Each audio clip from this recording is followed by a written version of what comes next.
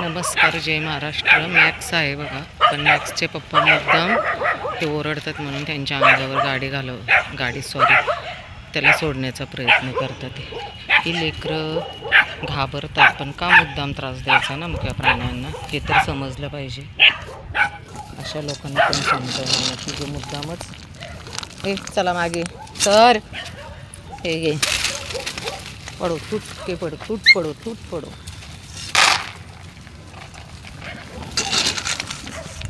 दोन मिनटं थांब.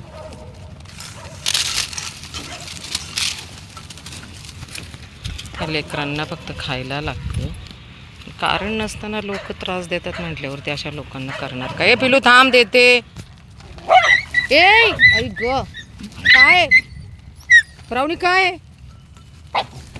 अरे खूप भूक लागली ना, खूप उशीर झाले. इकडे चल या चल पागल.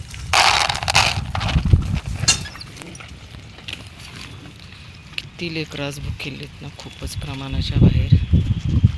रावणी तू राहिलच का. थांब तुला देते. थांब देते. थांब राव. चल इकडे थांब. देणार रे. काय चाललंय. सर मागे ये ब्रावणी ये.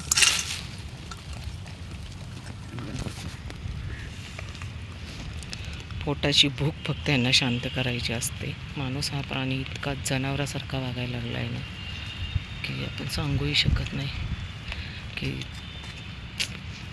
चला पिलू. आज खूपच अंधार झाला आणि उशीर झालाय. मुळात इकडे कोणच नाही आहे. खूप भीती वाटायला लागली. हे बघा टेकडीवरती जायचे. मीरा नाही, दंतू आणि काळू. बबू आज बाबू बघा किती दिवसांनी भेटलाय मला. 8 दिवसांनी. लेकराला दिसत नाही आणि मला एवढं त्याचं टेन्शन असतं. आता मी गाडीच्या उजेडा त्यांना खायला देत होते, पण गाडीच बंद पडली. काहीच कळेना नक्की काय झालं आहे ते. बघा बंदच पडली गाडी, चालूच होईना. म्हटलं आता अगोदर यांना खायला देऊ आणि मग नंतर बघूयात नक्की काय चाललं आहे ते, काय झाले गाडीला ते बघत. हे बाबू उठ रे. हा शेड बघा कसा झोपलाय. म्हातारे दोन्ही पण. गाडी बंद पडली, काय सुचे ना. लेकरं खातात तिथं अंधारात.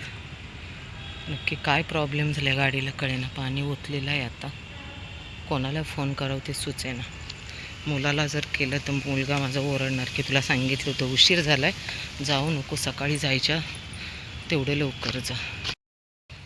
8 वाजले तर रात्रीचे. टेकडीच्या या साईडला आहे ना ग्राउंड आहे. इकडे तर खूपच अंधार आहे. चल डॉन पटकन.